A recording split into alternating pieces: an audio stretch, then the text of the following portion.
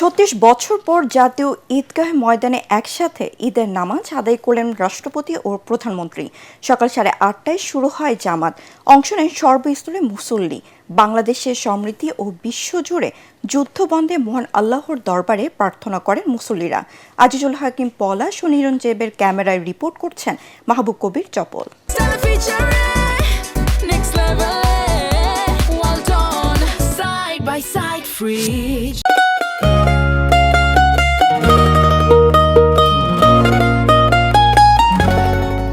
খুশি এক ধরনের তরঙ্গের মতো একজনের কাছ থেকে অন্যজনে ছড়িয়ে পড়ে, তৈরি করে সম্প্রীতির নেটওয়ার্ক। সেখানে সামিল হন রাষ্ট্রপতি, প্রধানমন্ত্রী থেকে শুরু করে সাধারণ মানুষ। সেই সুযোগ করে দিয়েছে ঈদের জামাত।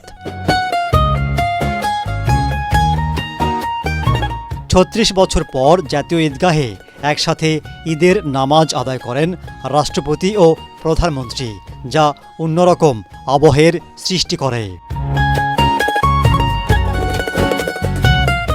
ঈদের সকালে প্রকৃতিও শান্তির সুবাতাস ছড়িয়েছে। নারীদের জন্য আলাদা প্যান্ডেলের ব্যবস্থা করা হয়। দূর দূরান্ত থেকে নামাজ পড়তে আসেন তারা। ভেতরে জায়গা না পেয়ে বাইরেই নামাজ আদায় করেন অনেকেই। হাদিসে আসছে যে এরকম উন্মুক্ত ময়দানে ঈদের নামাজ পড়ো।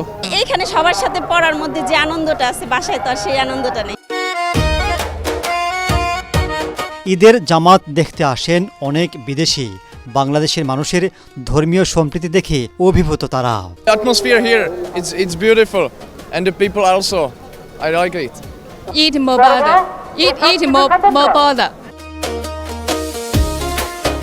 ঈদুল ফিতরের নামাজের প্রচলন শুরু হয় ৬২৪ খ্রিস্টাব্দে।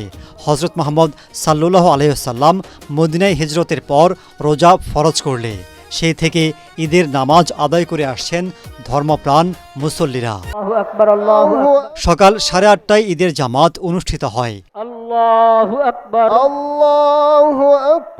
ইমামতি করেন বায়তুল মোকাররম জাতীয় মসজিদের খতিব মুফতি আব্দুল মালেক।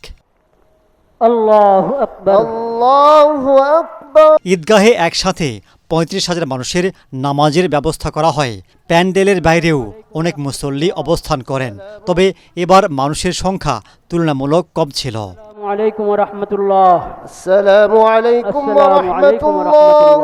নামাজ শেষে দেশ ও মানুষের কল্যাণে মোনাজাত করা হয়।